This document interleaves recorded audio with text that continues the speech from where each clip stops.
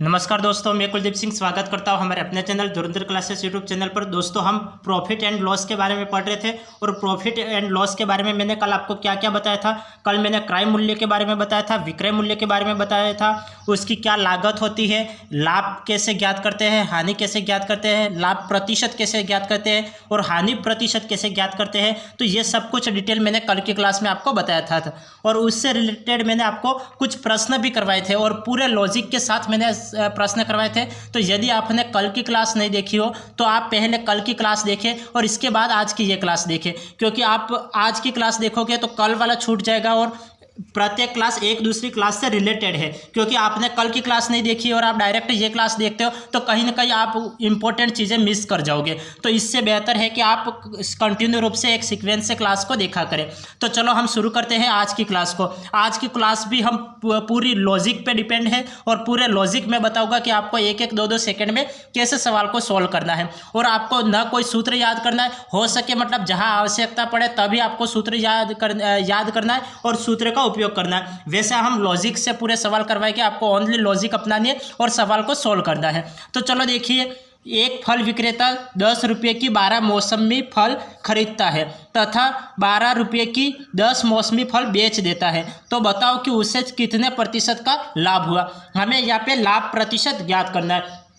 तो लाभ प्रतिशत ज्ञात करने के लिए हमें यहाँ पे कोई फॉर्मूला यूज़ नहीं करना है कि आपको ये फॉर्मूला लगाना है और ये इस सवाल को सॉल्व करना है। आपको बिल्कुल भी फॉर्मूले याद नहीं करने हैं। तो हम किस तरीके से करेंगे, मैंने आपको कल क्या बताया था, मैंने कल बताया था कि आपको यहाँ पे 10 रुपये दे रखे हैं और यदि यहाँ पे भी 10 रुपये दे रखे हैं तो आप उस सवाल को कैसे करोगे। तो ये मैंने कल की क्लास में बताया था कि आपको यदि दर समान दे रखी हो तब सवाल को कैसे सोल्व करेंगे। तो ये मैं कल की क्लास में सब बता चुका हूँ। तो कल की क्लास में मैंने क्या किया था कि आपको दर समान है तो आपको किस तरीके से सवाल को सोल्व करना है। आज हम बताएंगे कि कुछ और अलग बताएंगे कि यहाँ पे दर समान नहीं है, यहाँ पे 10 रुपया दे रखा है, यहाँ पे 12 रुपया दे रखा है, यहाँ पे दर अलग अलग हो गई। कल तो मैंने क्या बताया था, दर समान दर्शाई थी। आज क्या है, दर अलग अलग है। तो जब दर अलग अलग हो तब आपको किस तरीके से सवाल को करना है। तो देखिए सवाल क्या बोल रहा है कि एक फल विक्रेता 10 रुपये की 12 मौसमी फल खरीदता है। 10 रुपये की कितने मौसमी फल खरीदता है, 12 मौसमी फल खरीदता है तथा 12 रुपये की 10 मौसमी फल बेच देता है। तो यहाँ पे तो 12 मौसमी फल खरीदता है और यहाँ पे 10 मौसमी फल बेच देता है। तो बताओ उससे कितने प्रतिशत का लाभ होगा। तो हमें क्या ज्ञात करना है, हमें लाभ प्रतिशत ज्ञात करना है। तो लाभ प्रतिशत ज्ञात करने के लिए हम क्या करेंगे, तो यहाँ पे हमें ये क्या ज्ञात करना है कि यहाँ पे सबसे ज़्यादा मौसमी फल 12 मौसमी फल खरीदे और यहाँ पे 10 मौसमी फल बेच दिए। तो हम क्या करेंगे इसमें, यहाँ पे 12 और 10 का, यहाँ पे ये भी मौसमी फल है और ये भी मौसमी फल है। तो 12 का वर्ग क्या होता है, 12 का वर्ग 144 होता है। 10 का वर्ग कितना होता है, 100 होता है। तो इसका वर्ग और इसका वर्ग करके बड़ी संख्या में से छोटी संख्या को माइनस कर लेंगे। तो बड़ी संख्या कौन सी है, 12 बड़ी संख्या है। तो 12 का वर्ग करो, 12 का वर्ग करोगे तो कितना हो जाएगा, 144 आ जाएगा, 144 आ जाएगा। और 10 का वर्ग कितना हो जाएगा, 10 का वर्ग 100 हो जाएगा। फिर अपोन में क्या करेंगे, अपोन में जो संख्या पहले दे रखी है उसका वर्ग करके आपको भाग देना है। तो 10 का वर्ग करो, जो पहले संख्या 10 दे रखी है तो 10 का वर्ग करो, तो 10 का वर्ग 100 हो जाएगा। और इंटू प्रतिशत में पूछ रहा है इसलिए इंटू 100 कर लो। तो 10 से 10 कैंसिल आउट हो गया, नहीं 100 से 100 कैंसिल आउट हो गया। 144 में से 100 गए तो कितना बचेगा, 44 बचेगा। तो 44% आपका राइट आंसर है। 44% इसका राइट आंसर है। समझ में आया या फिर नहीं आया। मैंने कल की क्लास में बताया था कि यदि आपको दर समान दे रखी है तब सवाल को कैसे सोल्व करेंगे। तो ये आप कल जो पिछली क्लास हो चुकी है उस क्लास को आप देखा करें। आज मैंने क्या बताया कि यहाँ पे दर समान नहीं है, दर भिन्न भिन्न दे रखी है। और दर भिन्न भिन्न दे रखी है तब यहाँ पे दे रखा है कि 12 मौसमी फल खरीदता है और 10 मौसमी फल बेच देता है। यहाँ पे पहले तो फल खरीदता है और फिर बाद में बेच देता है। तो उससे कितना लाभ हुआ ये हमें देखना है। तो कितना लाभ हुआ ये देखने के लिए हम क्या करेंगे, बड़ी संख्या का वर्ग में से छोटी संख्या का वर्ग घटा देंगे। तो बड़ी संख्या का वर्ग, बड़ी संख्या कौन सी है, 12 है। तो 12 का वर्ग करो तो 144 हो जाएगा। छोटी संख्या कौन सी है, 10 है। तो 10 का वर्ग करो कितना हो जाएगा, 100 हो जाएगा। तो बड़ी संख्या का वर्ग करके और छोटी संख्या का वर्ग करके बीच में माइनस लगा लो। तो माइनस मतलब घटा दो। फिर अपोन में क्या आएगा, जो पहले संख्या आएगी वो अपोन में आएगी। जो पहले संख्या कौन सी आ रही है, 10 आ रही है। तो 10 का वर्ग करो 100, तो 100 से 100 कैंसिल आउट। 144 में से 100 गए तो कितना बचेगा, 44% बचेगा। तो उसे कितने प्रतिशत का लाभ होगा? 44% का लाभ होगा। तो ये 44% आपका राइट आंसर है। अब आगे देखिए, आगे आपको दे रखा है एक फल विक्रेता 5 रुपये के 4 केले खरीदता है। 5 रुपये के कितने केले खरीदता है? 4 केले खरीदता है, तथा 4 रुपये के 5 केले खरीदता है। 4 रुपये के कितने केले खरीदता है? 5 केले बेचता है। यहाँ पे खरीदना और बाद में बेचना। तो बताइए उसे कितने प्रतिशत की हानि हुई? यहाँ पे हमें क्या ज्ञात करना है? हानि ज्ञात करनी है। तो हानि ज्ञात करने के लिए हम क्या करेंगे? ठीक जो मैंने पहले किया ठीक उसी तरीके से यहाँ पे भी करना है। बड़ी संख्या का वर्ग करो। बड़ी संख्या कौन सी है? 5 है। बड़ी संख्या कौन सी है? यहाँ पे 4 केले खरीदता है और 5 केले बेच देता है। तो इन दोनों में से बड़ी संख्या कौन सी है? यहाँ पे केले। पहले हमने क्या देखा था? मैं कंपेयर करके बता रहा हूँ। देखिए पहले हमने क्या देखा था? 12 मौसमी फल और यहाँ पे 10 मौसमी फल। तो मैंने 12 का वर्ग किया और 10 का वर्ग किया। यहाँ पे फल का वर्ग कर रहे हैं। अब यहाँ पे भी ठीक इसी तरीके से करना है। यहाँ पे भी ये देखिए, यहाँ पे 4 केले दिख तो रहे ना, यहाँ पे 4 केले और 5 केले। तो बड़ी संख्या कौन सी है? बड़ी संख्या 5 है। तो 5 का वर्ग करो। 5 का वर्ग क्या होता है? तो 25 होता है। बड़ी संख्या में से छोटी संख्या के वर्ग को घटाते हैं। तो यहाँ पे छोटी संख्या कितनी है? 4 है। तो 4 का वर्ग कितना हो जाएगा? 16। और अपॉन में जो पहले संख्या है उसका वर्ग करना है। तो जो पहले संख्या कौन सी आई है? 5 आई है। तो 5 का वर्ग करो, कितना आ जाएगा? 25। और इंटू में 100 लगा लो, क्योंकि आपको प्रतिशत ज्ञात करना है। इंटू 100, 25 चौक 100। और यहाँ पे 25 में से 16 गए। 25 में से 16 गए, कितना बचेगा? 9। और 9 चौक 36। तो यहाँ पे 36 आपका राइट आंसर आ जाएगा। 36% की हानि होगी। तो किस तरीके से सवाल को कर रहे हैं वो आपको समझ में तो आ गया ना। यदि आपको समान दर दे रखी है तब आपको कैसे करना है, और भिन्न भिन्न दर दे रखी है तब कैसे क्या करना है। भिन्न भिन्न दर दे रखी है तब कैसे? यहाँ पे भिन्न दर दे रखी है, यहाँ पे 5 दे रखा है, यहाँ पे 4 दे रखा है। एक तरीका तो ये। दूसरा तरीका, सवालों के मध्य क्या डिफरेंट है ये समझने के लिए आप क्या करोगे कि इस तरीके से सवाल कब करने पड़ेंगे? जब आपको यहाँ पे 5 4 दे रखा है। 5 4 का उल्टा क्या है होता है? 4 5 होता है। तो 5 4 का उल्टा 4 5 दे रखा है। तब आपको ये कंडीशन अपनानी है। वर्ग वाली कंडीशन कब अपनानी है? आपको जो संख्या दे रखी है उसका जस्ट उल्टा पूछ लिया जाए। जैसे यहाँ पे 5 4 पूछा था, अब 4 5 पूछ लिया। 5 4 का उल्टा क्या होता है? 4 5 होता है। तो ये पूछ लिया, तब बड़ी संख्या का वर्ग करो, छोटी संख्या का वर्ग करो। बड़ी संख्या के वर्ग में से छोटी संख्या के वर्ग को घटाओ और जो पहले संख्या आती है उसका वर्ग करके भाग दे दो। तो 5 का वर्ग करके भाग दे दो इंटू 100। तो ये सोल्व करोगे तो ये आंसर निकल जाएगा। ठीक पहले क्या किया था? पहले भी हमने यही किया था। हमने ये सवाल देखा था, यहाँ पे 10 दे रखा है और 12 दे रखा है। 10 12 का उल्टा क्या होता है? 12 10 होता है। 10 12 पहले 10 पहले आया और फिर 12 बाद में आया। अब 12 पहले आएगा और 10 बाद में आएगा। तो इस तरीके से पहले तो देखो, पहले 10 आया फिर 12 आया। अब क्या इसका उल्टा हो गया? 12 पहले आ गया और 10 बाद में आ गया। तो इस तरीके से आपको सवाल पूछा जाता है। तो ये इस तरीके से सवाल पूछा जाता है। आप क्या करोगे? बड़ी संख्या का वर्ग, छोटी संख्या का वर्ग, बड़ी संख्या का वर्ग में से छोटी संख्या के वर्ग को माइनस करना है और अपॉन में पहले जो संख्या आती है उसका वर्ग करके भाग दे देना, इंटू 100 करके इसको सोल्व करेंगे तो आंसर निकल जाएगा। अब आगे क्या करना है देखिए, आगे आपको ये सवाल पूछा गया है। जो इस टाइप से आपको सवाल पूछा गया है कि एक दुकानदार 10 रुपये के 12 पेन खरीदता है। 10 रुपये के कितने पेन खरीदता है? 12 पेन खरीदता है, तथा 7 रुपये के 8 पेन बेच देता है। तो बताइए उसे कितने प्रतिशत का लाभ होगा? यहाँ पे कितने प्रतिशत का लाभ होगा? यहाँ पे भी लाभ प्रतिशत देखो पूछा तो क्या है, या तो पूछेगा प्रतिशत में क्या पूछेगा, या तो लाभ पूछेगा, हानि पूछेगा, लाभ प्रतिशत, हानि प्रतिशत, और यही पूछेगा, और या तो क्रय मूल्य विक्रय मूल्य, इससे ज़्यादा कोई नहीं पूछेगा। और ये पूछने के केवल सवाल पूछने के तरीके अलग अलग होते हैं। करने का तरीका तो एक ही है। आप मतलब किसी भी तरीके आपको सवाल समझ में आना चाहिए। यदि सवाल समझ में आ गया, लॉजिक अपना और उसे सोल्व कर लो। लेकिन पूछने के सबके तरीके अलग अलग होते हैं। अब यहाँ पे फिर अलग सवाल आ गया। यहाँ पे क्या सवाल पूछा गया वो देखिए, एक दुकानदार 10 रुपये के 12 पेन खरीदता है। 10 रुपये के कितने पेन खरीदता है? 12 पेन खरीदता है, तथा 7 रुपये के 8 पेन बेच देता है। तो बताइए उसे कितने प्रतिशत का लाभ हुआ? यहाँ पे कितने प्रतिशत का लाभ हुआ ये पूछा गया। अब यहाँ पे 10 12 7 8 यहाँ पे सभी संख्या अलग अलग दे रखी है। और यहाँ पे 10 रुपये के 12 पेन पहले तो खरीद देता है और फिर 7 रुपये के 8 पेन बेच देता है। तो पहले तो खरीदना हो रहा है, फिर बेचना हो रहा है। खरीदने का मतलब क्या होता है? क्रय मूल्य, और बेचने का मतलब क्या होता है? तो विक्रय मूल्य होता है। और यहाँ पे हमें क्या ज्ञात करना है, लाभ प्रतिशत ज्ञात करना है। तो आपको यहाँ पे कोई फॉर्मूले वगैरह याद नहीं करने हैं और फॉर्मूले का यूज़ नहीं करना है। आपको क्या करना है कि यहाँ पे 12 है और यहाँ पे 7 है, तो आप क्या करो, अंदर अंदर वाली संख्या का गुणा करो। अंदर अंदर वाली संख्या, ये संख्या की कुछ इस टाइप से है, 10, 12, 7 और 8, इस टाइप से संख्या दे रखी है। पहले 10 दे रखा है, फिर 12 दे रखा है, फिर 7 दे रखा है और फिर 8 दे रखा है। तो आपको क्या करना है, पहले अंदर अंदर वाली संख्याओं का गुणा करो, फिर बाहर बाहर वाली संख्याओं का गुणा करो, या फिर पहले बाहर बाहर वाली संख्याओं का गुणा करो और फिर अंदर अंदर वाली संख्याओं का गुणा करो। सबसे बड़ी संख्या आएगी वो पहले लिखेंगे। जैसे 10 में 8 का गुणा करोगे तो यह 80 हो जाएगा। 12 में 7 का गुणा करोगे तो कितना हो जाएगा, 12 7 84 हो जाएगा। तो 84 तो बड़ी संख्या है, तो बड़ी संख्या को पहले लिखेंगे। 12 में 7 का गुणा करो तो 12 7 84 होता है, तो 84 को पहले लिखो और माइनस करो, फिर 12 7 84, इसका काम हो गया। अब इन दोनों का, पहले तो इन दोनों का गुणा करवाया, अब इन दोनों का गुणा करवाओ।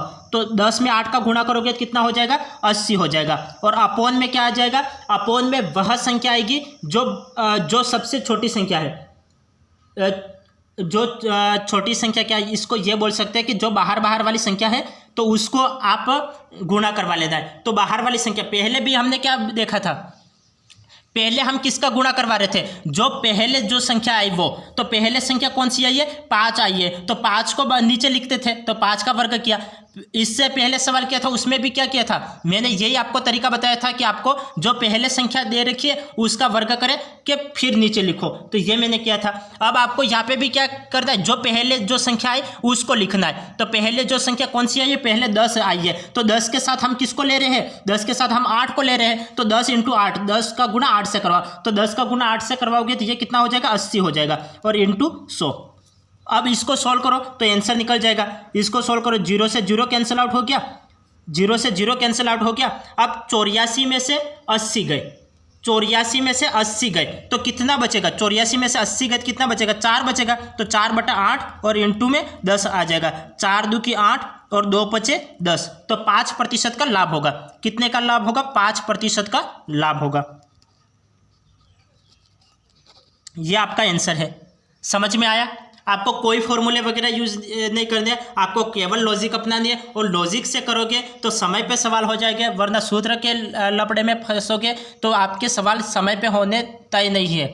अब यहाँ पे देखिए, यहाँ पे क्या पूछा हुआ था, एक बार सवाल को वापस समझना, यदि किसी स्टूडेंट्स को नहीं समझ में आया तो एक बार वापस देख लो। यहाँ पे दे रखा है कि एक दुकानदार 10 रुपये के 12 पेन खरीदता है तथा 7 रुपये के 8 पेन बेच देता है, तो बताइए उसे कितने प्रतिशत का लाभ हुआ। हमें कितने प्रतिशत का लाभ हुआ ये ज्ञात करना है। तो हमें क्या दे रखा है कि यहाँ पे सभी वैल्यू अलग अलग दे रखे हैं, 10 दे रखा है, 12 दे रखा है, 7 दे रखा है, 8 दे रखा है। तो हमने क्या किया, आपको ऐसे एग्जाम में जमाना नहीं है, आपको डायरेक्ट करना है। यहाँ पे अंदर अंदर वाली संख्या ले लो, यहाँ पे 4 संख्या दे रखी है, 1 2 3 4, 4 संख्या दे रखी है। अंदर अंदर वाली संख्या देखो, या फिर बाहर बाहर वाली संख्या देखो। 10 में 8 का गुणा करोगे तो ये 80 हो जाएगा। बड़ी संख्या कौन सी, ये देखो, 12 में 7 का गुणा करोगे तो 12 7 84, 12 में 7 का गुणा करोगे तो 84, 10 में 8 का गुणा करोगे तो 80, तो बड़ी संख्या तो 84 आ रही है, तो 84 को पहले लिखो। तो 84 को पहले लिखा, माइनस 10 में 8 का गुणा करोगे तो 80। पहले जो संख्या आ रही है वो देखो, पहले संख्या के साथ कौन सी संख्या हम ले रहे हैं, पहली संख्या के साथ हम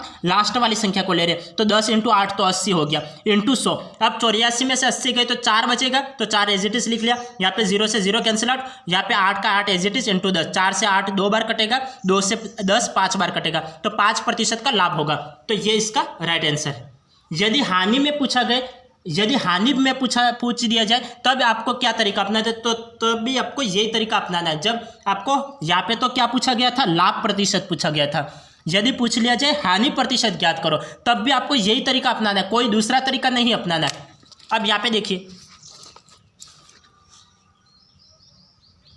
यहाँ पे देखिए, यहाँ पे आपको ये पूछा गया है कि एक दुकानदार 10 रुपये के 12 अंडे खरीदता है। 10 रुपये के कितने अंडे खरीदता है, 12 अंडे खरीदता है। 10 रुपये के 12 अंडे खरीदता है तथा 3 रुपये के 4 अंडे खरीदता है। 3 रुपये के कितने अंडे खरीदता है, 4 अंडे खरीदता है। नहीं बेच देता है। यहाँ पे खरीदना और यहाँ पे बेचना, पहले भी सवाल ऐसे ही था, पहले खरीदना हो रहा था, बाद में बेचना हो रहा था। खरीदने का मतलब क्या होता है क्रय मूल्य, बेचने का मतलब क्या होता है विक्रय मूल्य। तो बताइए उसने कितने प्रतिशत की हानि होगी, तो कितने प्रतिशत की हानि होगी यह हमें ज्ञात करना है। हम क्या करेंगे कि बाहर बाहर वाली संख्याओं को लो और अंदर अंदर वाली संख्याओं को लो। बाहर वाली संख्या 10 में 4 का गुणा करोगे 40 आ जाएगा, और 12 में 3 का गुणा करोगे तो 36 आ जाएगा। जो बड़ी संख्या होती है वो पहले लिखते हैं, तो 10 में 4 का गुणा करोगे तो 40 आ जाएगा, तो 40 को पहले लिखो, माइनस अंदर अंदर का गुणा 36, तो 36। और अब पहले जो संख्या आ रही है उसको लेके, पहले संख्या कौन सी आ रही है 10 आ रही है, तो 10 के साथ कौन सी संख्या हमने ली है 4 को लिया, तो 10 में 4 का गुणा करो तो कितना हो जाएगा 40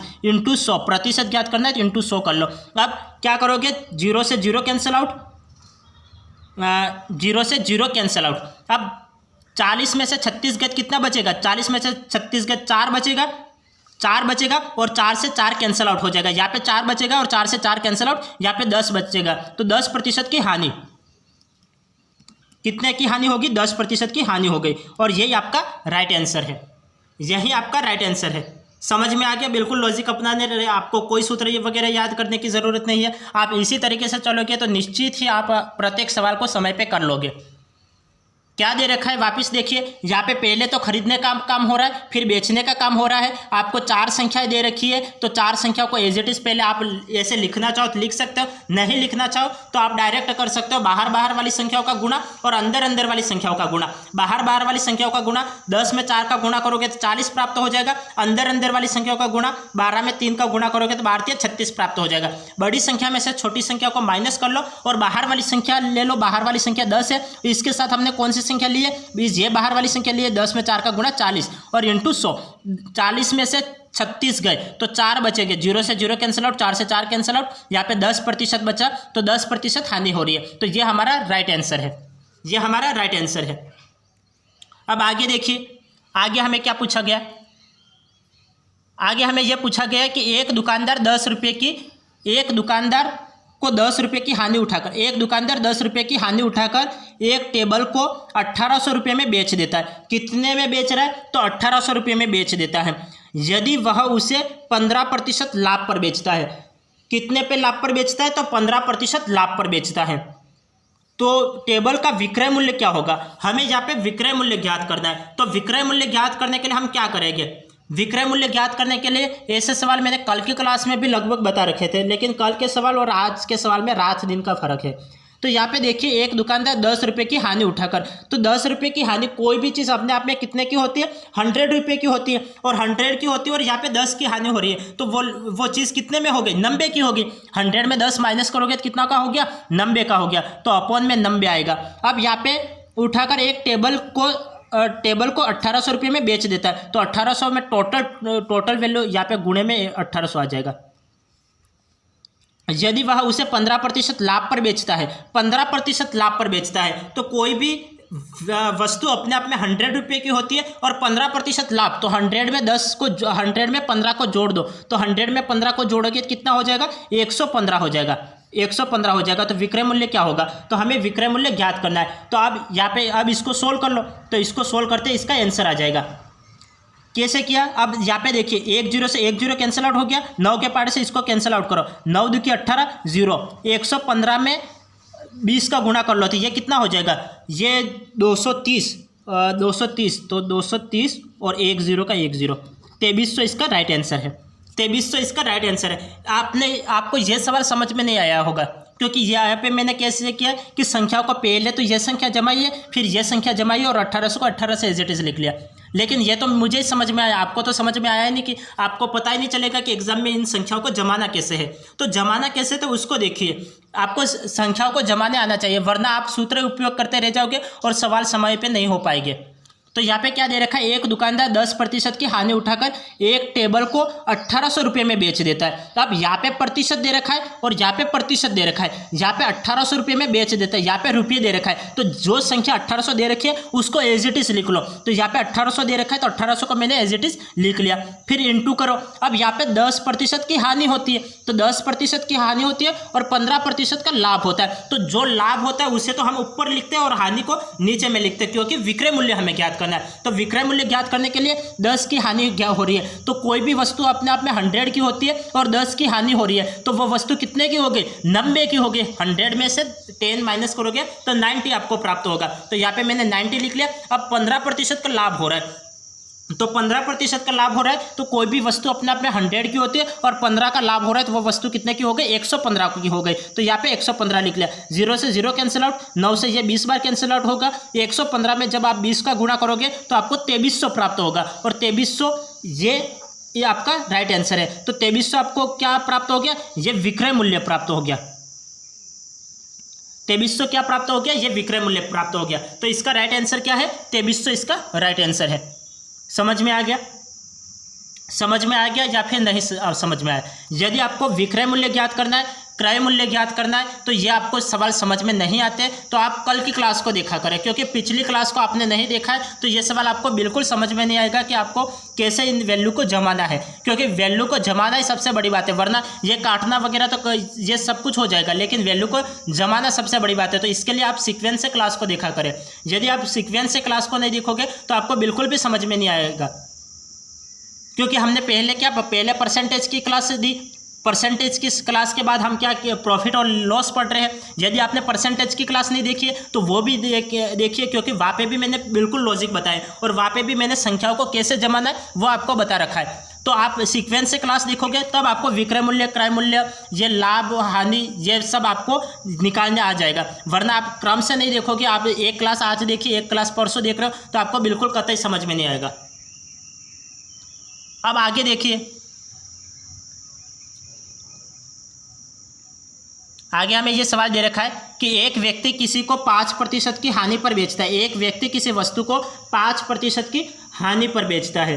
तो 5% की हानि पर बेचता है। एक व्यक्ति किसी वस्तु को 5% की हानि पर बेचता है। यदि वह उसे 300 रुपये अधिक में बेचता है, यदि वह 300 रुपये अधिक में बेचता है तो उसे 10% का लाभ होता है। तो वस्तु का क्रय मूल्य बताइए। पहले हमें क्या ज्ञात करना था? पहले हमें विक्रय मूल्य ज्ञात करना था। अब हमें क्या ज्ञात करना है? अब हमें क्रय मूल्य ज्ञात करना है। तो क्रय मूल्य ज्ञात करना है तो हम किस तरीके से करेंगे? देखो, आपको ज़्यादा दिक्कतें यही होगी कि क्रय मूल्य कैसे ज्ञात करेंगे और विक्रय मूल्य ज्ञात कैसे करेंगे, संख्या को कैसे जमाएंगे। और संख्या को जमाना तो सर हमें आता ही नहीं, और आप कुछ संख्याओं को जमाना सीख जाओगे तो प्रत्येक सवाल आपको आसान लगेगा। और ये कब सीखोगे? प्रत्येक क्लास को आप 2 से 3 बार देखोगे तब आप ये सीख पाओगे कि संख्याओं को कैसे जमाना। एक बार में आपको समझ में नहीं आ सकता, दूसरी बार में देखोगे तो आपको, एक बार में आप क्लास को देखोगे 25% समझ में आएगा, दूसरी बार में देखोगे 50% आएगा, तीसरी बार में देखोगे तो 75% आएगा, और चौथी बार में आपको पूरा समझ में आ जाएगा। तो आप सीक्वेंस से कंटिन्यू रूप से क्लास को देखा करें और 1 से 2 बार देखा करें तो आपको समझ में आ जाएगा। यहाँ पे ये दे रखा है, एक व्यक्ति किसी वस्तु को 5% की हानि पर बेचता है। 5% की हानि पर बेचता है। यदि वह उसे 300 रुपये अधिक में बेचता है तो उसे 10% का लाभ हो रहा है। पहले तो हानि हो रही है, अब लाभ हो रहा है। तो अब ऐसे सवालों को हम क्या करें, कैसे करेंगे? यहाँ पे 300 रुपये दे रखा है, मैंने आपको क्या दे रखा है, क्या बता रखा है? यदि हानि दे रखी है, लाभ दे रखा है, तो ये प्रतिशत दे रखा है और ये रुपये में दे रखा है। तो जो रुपये में दे रखा है उसे एज इट इज लिख लो। तो मैं रुपये को एज इट इज लिख लेता हूँ, 300 का एज इट इज लिख लिया। अब यहाँ पे क्या करेंगे? यहाँ पे तो हानि हो रही है, यहाँ पे लाभ हो रहा है और हमें क्रय मूल्य ज्ञात करना है। तो क्रय मूल्य ज्ञात करना है तो हम क्या करेंगे? तो ऐसी कंडीशन में आपको क्या करना है, देखिए ये तरीका आप लिख लीजिए एक तरफ। यदि आपको लाभ दे रखा है और यहाँ पे लाभ और हानि, यदि आपको लाभ हानि दे रखी हो या फिर हानि और लाभ दे रखा है, ये कंडीशन दे रखी है। पहले आपको या तो लाभ दे रखा होगा या बाद में हानि दे रखी होगी, या फिर पहले हानि दे रखी हो या फिर बाद में लाभ दे रखा हो। तब ऐसी कंडीशन में आप क्या करोगे? प्रतिशत को जोड़ दोगे। क्या करना है आपको? प्रतिशत को जोड़ देना है। तो आप इसको जोड़ दो। यहाँ पे क्या, पहले हानि दे रखी है, अब यहाँ पे लाभ दे रखा है। यहाँ पे लाभ दे रखा है, हानि दे रखी है, या फिर हानि दे रखी है और लाभ दे रखा है, तो आपको प्रतिशत को जोड़ देना है। यहाँ पे 5% है और यहाँ पे 10% है, तो इन दोनों को जोड़ो। 5 और 10 कितने हो गए? 15 हो गए। तो 15, और आपको क्या क्रय मूल्य ज्ञात करना है तो इंटू 100 कर लो। अब ये सवाल सोल्व हो जाएगा। अब मैं इस सवाल को सोल्व करता हूँ। तो ये किसके पहाड़े से कैंसिल आउट हो जाएगा?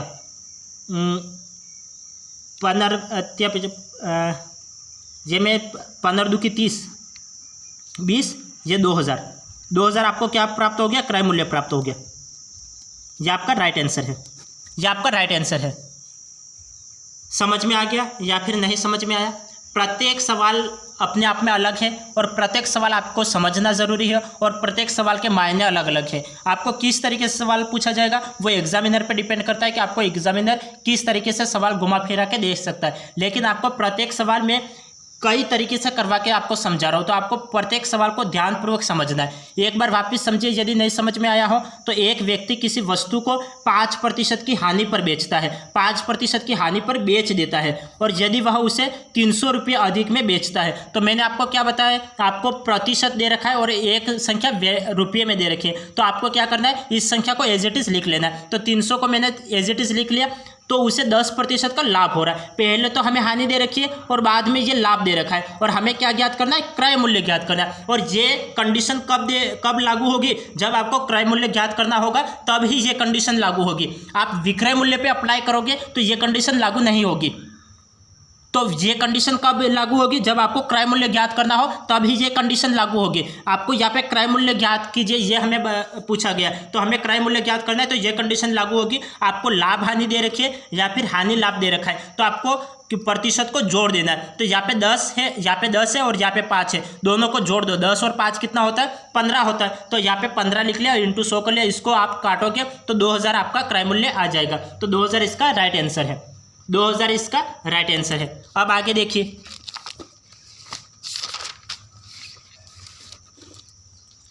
आगे किस तरीके से सवाल आपको पूछा गया है, तो वो देखिए।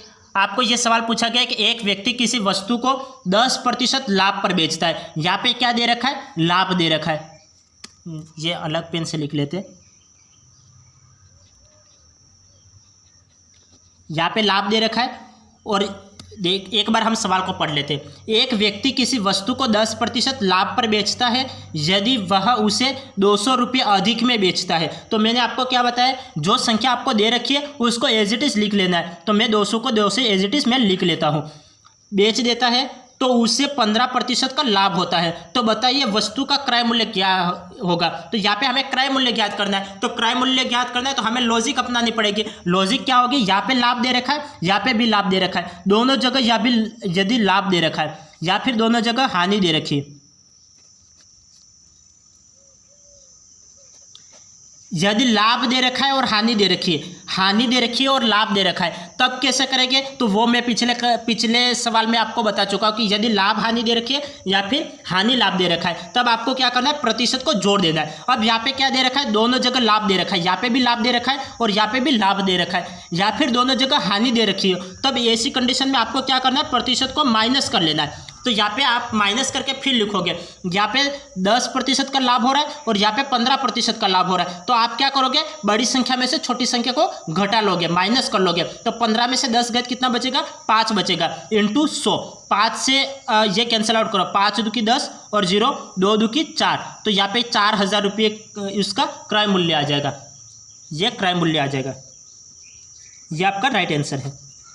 समझ में आ गया? बिल्कुल एक मिनट में ये सवाल समझ में आ जाएगा, बिल्कुल एक मिनट में आपके ये सवाल हो जाएंगे यदि आपको समझ में आ जाता है। तो यहाँ पे सवाल क्या दे रखा है? यहाँ पे दे रखा है कि आपको क्रय मूल्य ज्ञात करना है और ये कंडीशन कब अप्लाई होगी? क्रय मूल्य पे ही ये कंडीशन अप्लाई होगी। यहाँ पे पूछा गया है एक व्यक्ति किसी वस्तु को 10% लाभ पर बेचता है और वह उसे 200 रुपये अधिक में बेचता है, तो उसे 15% का लाभ होता है। तो बताइए वस्तु का क्रय मूल्य क्या होगा? तो क्रय मूल्य ज्ञात करने के लिए हम लॉजिक अपनाएंगे और मैंने आपको पिछले जो क्वेश्चन था उसमें क्या बता रखा था? यदि लाभ हानि दे रखा हो या फिर हानि लाभ दे रखा है तब तो आपको क्या करना है? जोड़ना है। लेकिन यहाँ पे क्या दे रखा है? यहाँ पे लाभ दे रखा है और यहाँ पे भी लाभ दे रखा है, दोनों जगह लाभ दे रखा हो या फिर दोनों जगह हानि दे रखी है, तो ऐसी कंडीशन में आपको घटाना है। और यहाँ पे 200 का 200 एज इट इज लिख लो, यहाँ पे बड़ी संख्या में से छोटी संख्या को घटा दो। तो यहाँ पे 15 में से 10 को घटा दिया तो मैंने 5 लिख लिया, इंटू 100 कर लो। अब इसको कैंसिल आउट करोगे तो 4000 रुपये आपको क्रय मूल्य प्राप्त हो जाएगा। यदि यहाँ पे लाभ दे रखा हुआ है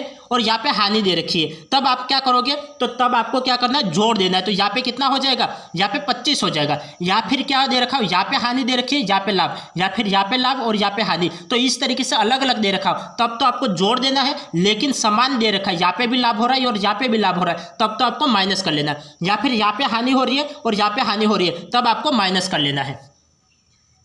समझ में आ गया? बिल्कुल लॉजिक आपको समझ में तो आ रहे ना। अब आगे देखिए, आगे आपको सवाल दे रखा है, आगे आपको यह सवाल दे रखा है, एक व्यक्ति ने 4,000 रुपये, एक व्यक्ति ने 4,000 रुपये प्रति वस्तु की दर से, प्रति वस्तु की दर से, एक वस्तु का मूल्य कितना है, प्रति वस्तु की दर से 2 वस्तुएं खरीदी, 2 वस्तुएं खरीदी। देखो सवाल को ध्यानपूर्वक समझना। यहाँ पे सवाल बोल रहा है एक व्यक्ति ने 4,000 रुपये प्रति वस्तु की दर से, एक वस्तु का मूल्य 4,000 रुपया, दूसरी वस्तु का मूल्य भी तो समान है, दूसरी वस्तु का मूल्य भी क्या है, 4,000 रुपया, तो दोनों वस्तु कितने में पड़ गई, 8,000 रुपये में पड़ गई। दर से 2 वस्तुएं खरीदी, एक को 10% पर लाभ तथा दूसरी को 10% की हानि पर बेचा, तो बताइए इस पूरे सौदे में उसे कितने प्रतिशत का लाभ या हानि हुई। तो यहाँ पे ये हमें पूछा गया है कि 4,000 रुपये में एक वस्तु क्या है 4,000 रुपये में, दूसरी वस्तु क्या है भी क्या है 4,000 रुपये में, ये खरीदी गई है। खरीदना का मतलब क्रय मूल्य। अब क्रय मूल्य तो यहाँ पे समान दिया गया कि क्रय मूल्य, एक वस्तु का मूल्य भी 4,000 है, दूसरी वस्तु का मूल्य भी 4,000 है, यहाँ पे क्रय मूल्य समान दिया गया है, क्रय मूल्य समान है। अब लाभ हानि भी समान है, लाभ 10% है और हानि 10% है, तो लाभ हानि भी क्या है, समान है। तब ऐसी कंडीशन में क्या होगा, वस्तु का क्रय मूल्य समान है, लाभ हानि भी समान है, तो ऐसी कंडीशन में व्यक्ति का न तो लाभ होगा और ना ही हानि होगी। ऐसी कंडीशन में क्या होगा, व्यक्ति का ना तो लाभ होगा और ना ही हानि होगी, क्योंकि यहाँ पे क्रय मूल्य कितना है, क्रय मूल्य एक वस्तु का 4,000, दूसरी वस्तु का भी 4,000, तो क्रय मूल्य यहाँ पे समान हो गया। यहाँ पे 10% का लाभ और 10% की हानि, तो यहाँ पे समान समान दे रखा है, यहाँ पे क्रय मूल्य भी समान है, लाभ हानि भी समान है। तो ऐसी कंडीशन में आप पूरे सौदे में न तो लाभ होगी और न ही हानि होगी। तो आप इसको लिख लीजिए, आप इसको अलग पेन से लिखिए, मैं इसको लिख लेता हूँ, समान क्रय मूल्य और समान क्रय मूल्य और समान लाभ हानि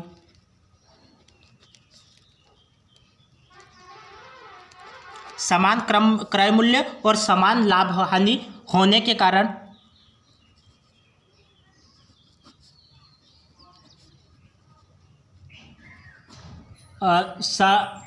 देखो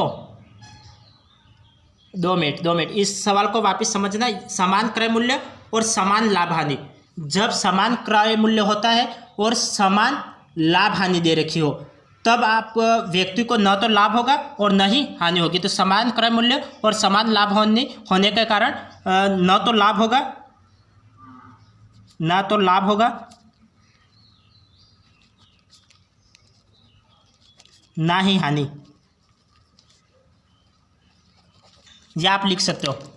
यहाँ पे क्या दे रखा था, एक व्यक्ति ने, ये पॉइंट आप नोट कर लेना, कई ये इंपॉर्टेंट पॉइंट है, इंपॉर्टेंट नोट करके आप इसको नोट कर लेना, इंपॉर्टेंट नोट करके इसको नोट कर लेना। यहाँ पे क्या दे रखा है, एक व्यक्ति ने 4,000 रुपये प्रति वस्तु की दर से 2 वस्तुएं खरीदी, तो एक वस्तु का मूल्य 4,000, दूसरी वस्तु का मूल्य भी 4,000, तो यहाँ पे क्रय मूल्य क्या है, समान है, तो समान क्रय मूल्य है और लाभ हानि भी क्या है, समान है। यहाँ पे 10% लाभ हो रहा है और 10% हानि हो रही है, तो जब 10% लाभ और 10% हानि, तो ये भी समान हो रहा है, तो समान क्रय मूल्य और समान लाभ हानि होने के कारण व्यक्ति को न तो लाभ होता है और न ही हानि होती है, न तो लाभ होता है और न ही हानि होती है। अब आगे देखिए,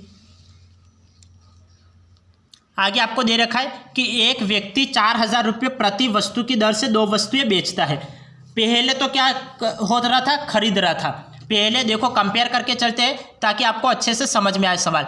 यहाँ पे क्या दे रखा था, समान क्रय मूल्य था, लेकिन यहाँ पे खरीदा जा रहा था, तो खरीदा जा रहा था मतलब क्रय मूल्य समान था। अब यहाँ पे क्या बोल रहा है कि बेच रहा है, तो बेचना का मतलब क्या होता है, विक्रय मूल्य, तो विक्रय मूल्य समान है, तो विक्रय मूल्य समान है, तब यहाँ पे लाभ हानि नहीं होगा, ये हम नहीं कह सकते, क्योंकि क्रय मूल्य दे रखा होता, यदि यहाँ पे लिखा होता बेचने की जगह खरीदा यह होता, तो हम कुछ लॉजिक अपना सकते थे, लेकिन यहाँ पे लॉजिक नहीं अपना लिया। यहाँ पे क्या पूछ रहा है, एक व्यापारी 4,000 रुपये प्रति वस्तु की दर से दो वस्तुएं बेचता है। बेचने का मतलब क्या होता है, ये विक्रय मूल्य है। बेचना मतलब विक्रय मूल्य। यदि एक वस्तु को 20% की हानि, यहाँ पे 20% की क्या हो रही है, हानि हो रही है, तथा दूसरी वस्तु को 20% का लाभ पर बेचता है, लाभ पर ये बेचता है, तो पूरे सौदे में उसे कितने प्रतिशत की लाभ या हानि हुई। ये इस तरीके से हमें सवाल दे रखा है। पहला सवाल भी कुछ इसी तरीके से था, लेकिन फर्क किस बात का था, फर्क इस बात का था कि यहाँ पे खरीदना दे रखा था, अब यहाँ पे क्या दे रखा है, बेचना दे रखा है। यहाँ पे खरीदना दे रखा होता तब तो न तो लाभ होता और न ही हानि होती, क्योंकि ये दोनों भी तो समान है, ये दोनों भी तो समान है। लेकिन अब यहाँ पे क्या दे रखा है कि यहाँ पे बेचना दे रखा है, बेचना दे रखा है मतलब विक्रय मूल्य समान है। यदि क्रय मूल्य समान होता तो न तो लाभ होता न हानि होती, लेकिन यहाँ पे विक्रय मूल्य दे रखा है, तो विक्रय मूल्य दे रखा, तब ऐसी कंडीशन में क्या होगा, तो ऐसी कंडीशन में हमेशा और हमेशा पूरे सौदे में हानि होगी, हमेशा और हमेशा पूरे सौदे में क्या होगी, हानि होगी। यदि विक्रय मूल्य समान हो, आप नोट करके लिख लेना, विक्रय मूल्य समान हो तो विक्रय मूल्य समान, विक्रय मूल्य और लाभ हानि समान हो,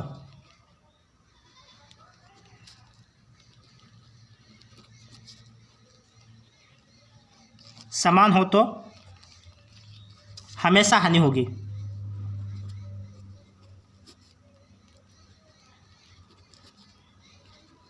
हमेशा क्या होगी, हानि होगी।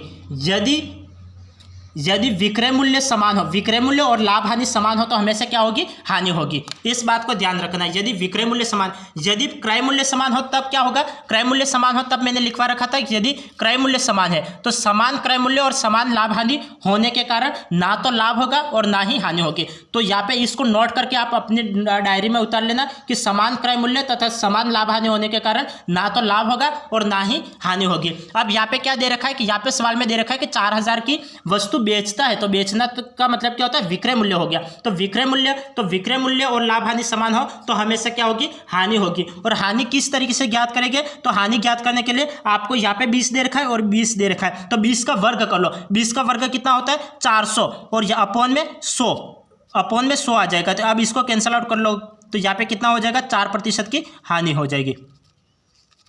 यही आपका राइट आंसर है, यही आपका राइट आंसर है। हानि कैसे ज्ञात करोगे, तो जो प्रतिशत दे रखा है उसका वर्ग करो और 100 का भाग दे दो तो हानि ज्ञात हो जाएगी। समझ में आ गया किस तरीके से सवाल को किया।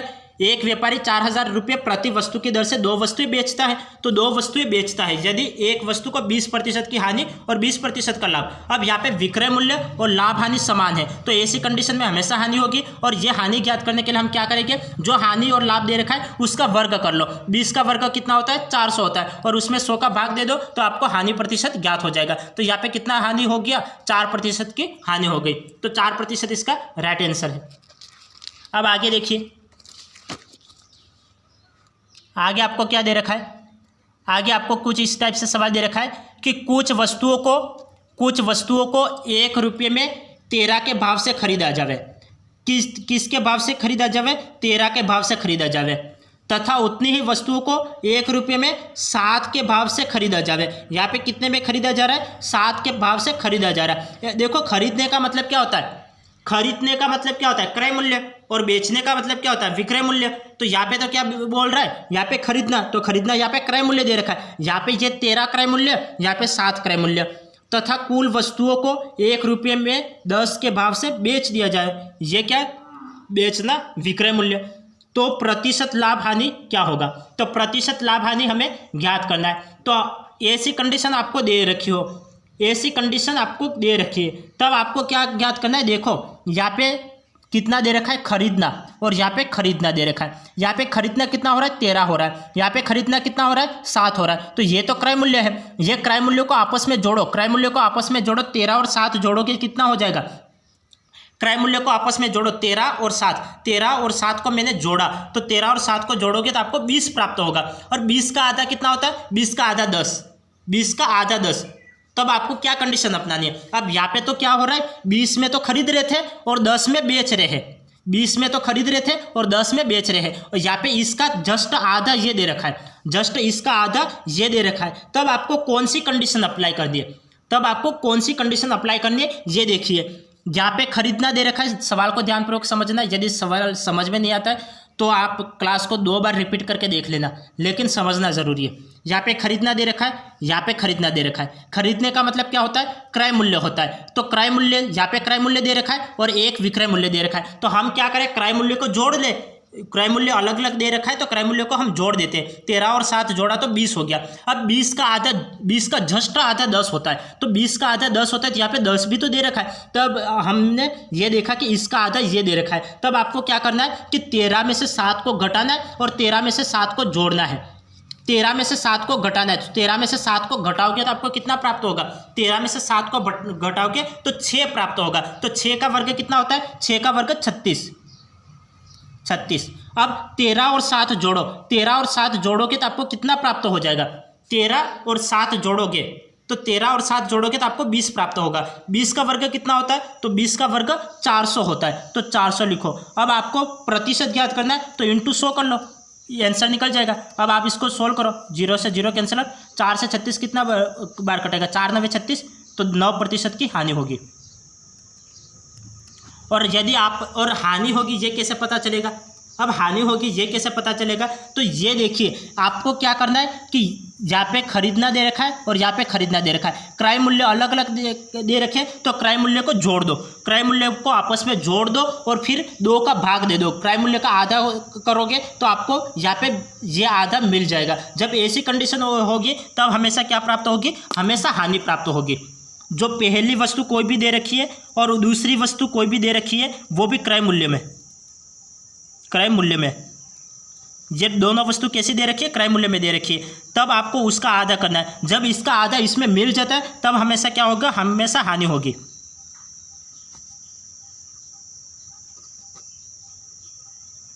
हमेशा क्या होगी? हानि होगी। समझ में आ गया?